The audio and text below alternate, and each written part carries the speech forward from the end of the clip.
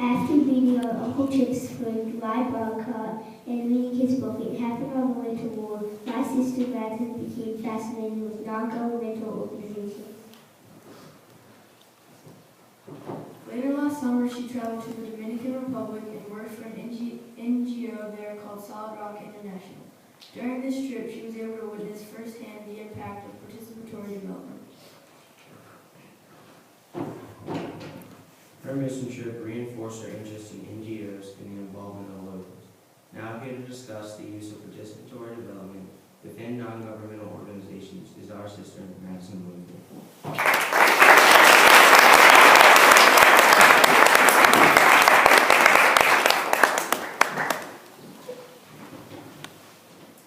Poverty, discrimination, injustice, inequality, and unemployment continue to be significant problems throughout underdeveloped countries. For generations, non-governmental organizations, NGOs, have worked hard to bring resources together in order to eliminate and attempt to address these challenges. While most all of these efforts were noble and well-intended, the reality is that societies are still battling many of the same challenges that have been faced in the past. Historically, top-down approaches to development have often proven to be ineffective and unsustainable. A commonly held belief is that these failures are a result of the lack of local participation. The goal in this speech is to show that participatory development is crucial to the success of an NGO. The term non-governmental organization is a very broad concept. This is because there are over 20,000 international NGOs today, and they are all unique in their structure and operation. An NGO, or non-governmental organization, is defined by the Global Development Research Center as, quote, a private, self-governing, not-for-profit organization dedicated to alleviating human suffering and or promoting education, healthcare, economic development, environmental protection, human rights and conflict resolution, and or encouraging the establishment of democratic institutions and civil society, end quote. Within these different types of NGOs, there's a multitude of different organizational focus areas. For example, the most common NGO focus area today is humanitarian, which responds to natural as well as man-made disasters, providing, quote, emergency relief and long-term support in the transition between relief and developmental work, end quote. While there is some confusion about the differences in various types of NGOs, they all have the same goal, which is to better the community.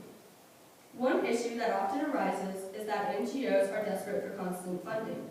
When this happens, some NGOs will accept money from governments because they are struggling to get the funds they need to support their mission. The problem is that this money comes with mandates which constrain and hamper the NGOs. Additionally, the involvement of governments can often lead to added corruption as well as widening deeply rooted problems between areas or ethnic groups. This leads to ineffective operations and increases the chances of failure. Often, governments have a preconceived idea of what problems a community has and how they should be fixed. However, many of today's leading NGOs are better able to employ people of the community who know the problems firsthand and are able to better devise solutions to these stated issues. This is called participatory development. Without significant governmental influence and with the help of NGOs, these communities are often able to work towards solving their own problems. This empowerment approach achieves the non-governmental organization's goal of self-sufficiency and self-reliance. Participatory development is defined as, quote, the process through which members of a community are involved in and have influence on decisions related to development activities that affect them, end quote. For non-governmental organizations, this participation approach often yields the most effective outcome.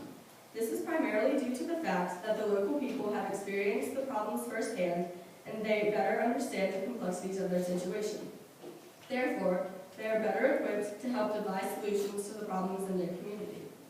When a community participates, it, quote, provides information about its preferences and gains information that may influence its optimal choice, end quote.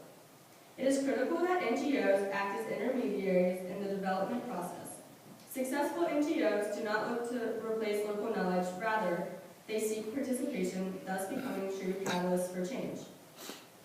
A prime example of a successful NGO that employs the use of participatory development is Carolina for Kibera. Co-founded in 2001 by Rye Barcott,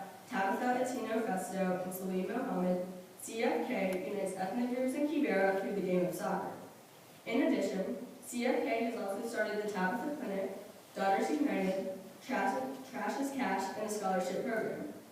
While they have various projects and programs, Carolina for Kibera's main focus areas are the health, economic, and social problems within Kibera. Kenyans, other Africans, as well as American volunteers help to run CFK. According to their website, quote, Carolina for Kibera exists to develop local leaders, catalyze positive change, and alleviate poverty in Kibera, slum of Nairobi, end quote. Over the past 13 years, CFK has proven that poor communities can become the catalyst of change through local participation. Through CFK soccer players, ethnic differences and problems are forgotten. The teens and adults in Kibera who get involved in the soccer program are also motivated to help out in their community, therefore becoming involved in some of their other programs. For a myriad of reasons, participatory development is crucial for an NGO to achieve success. In the context of this speech, success is achieved only when an NGO project reaches sustainability, because that means the community is self-sufficient. Participatory NGOs understand the importance and value of teaching as opposed to simply giving a handout. A Chinese proverb states, give a man to fish and you feed him for the day.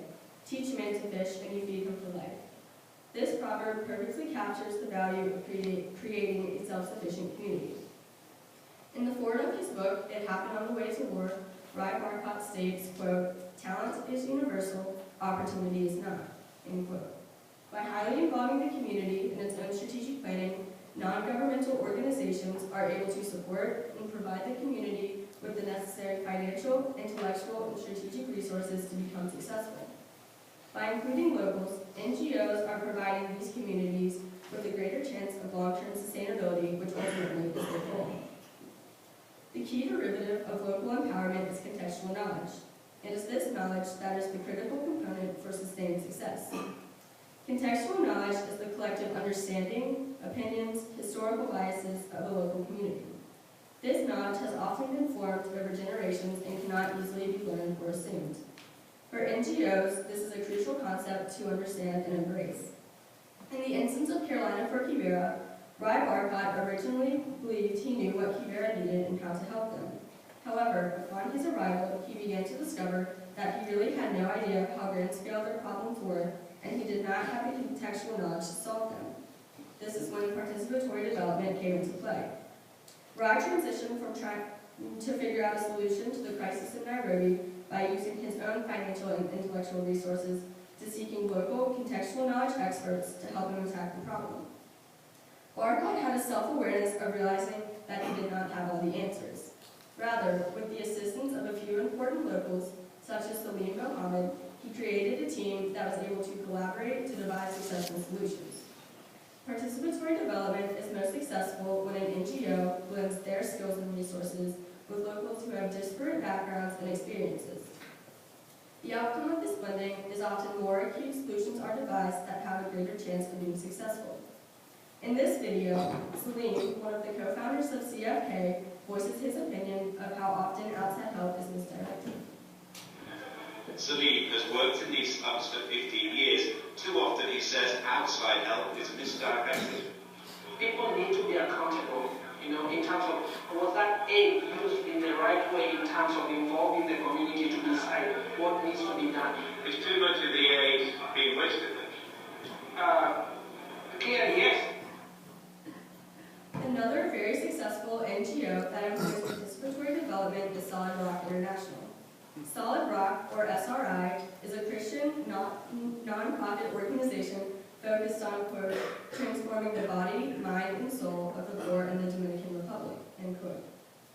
Based in San Juan de la Maguana and founded in the 1990s, Solid Rock's mission is to, quote, holistically serve the poor in the Dominican Republic by focusing on all aspects of health, end quote. SRI partners with La Clínica Cristiana, the Christian clinic in San Juan. This clinic is staffed year-round with local Dominican doctors.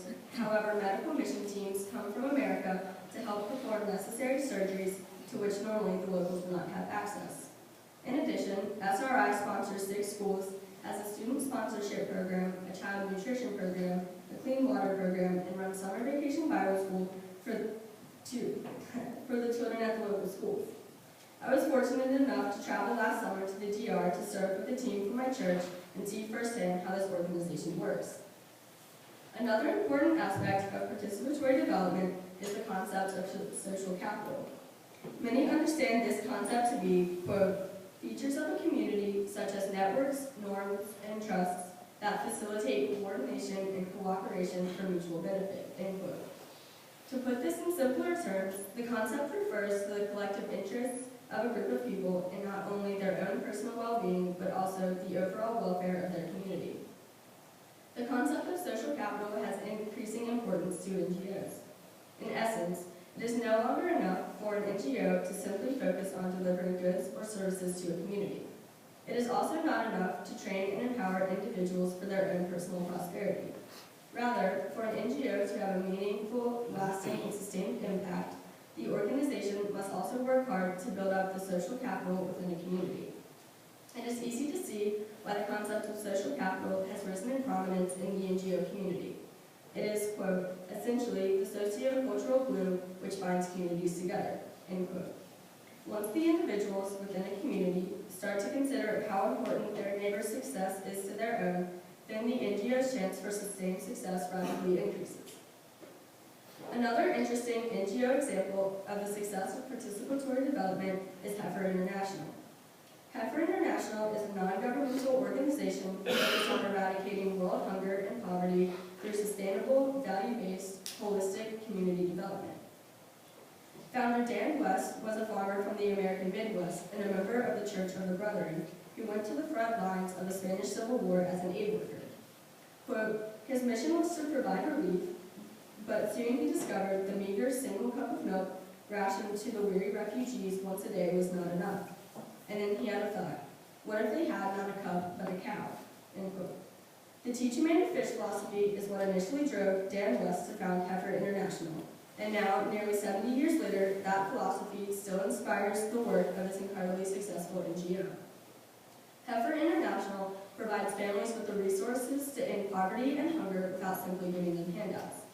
Quote, Heifer links communities and helps bring sustainable agriculture and commerce to areas with a long history of poverty, end quote.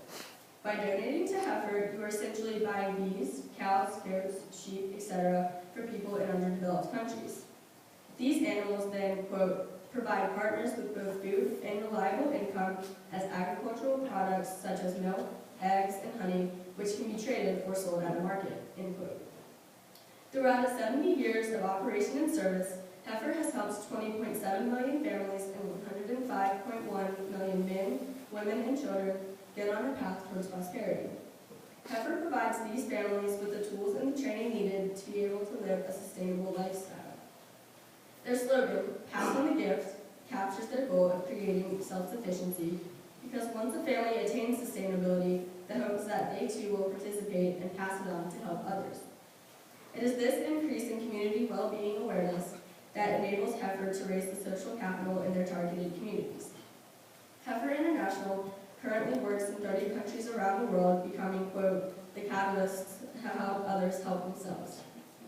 While most NGOs are generally most successful when employing participatory development, there are a few examples in which they are able to succeed without it.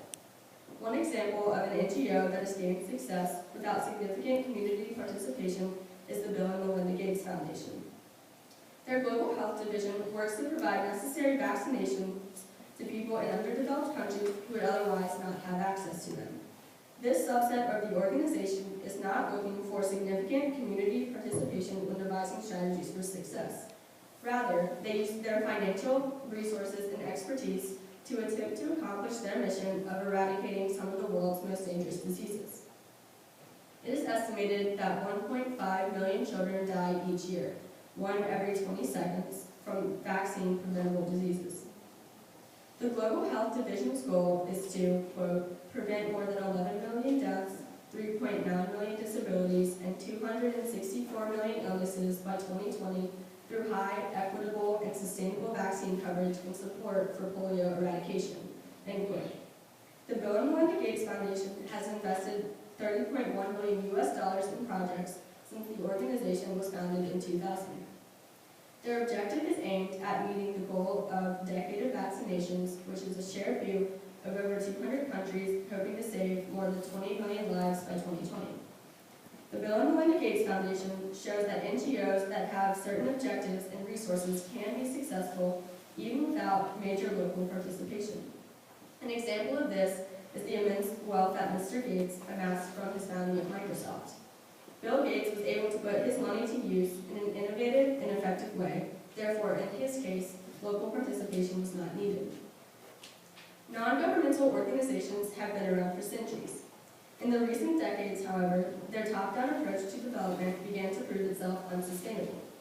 Recently, participatory development has come into focus and is yielding very positive results. While some disagree with this approach due to gray areas, again and again, participatory development has proven to be successful. By involving and empowering locals while increasing their sense of community, NGOs are now able to show self-sufficiency that before was not often achievable. Without the use of participatory development, most NGOs are not able to attain success and sustainability. Thank you.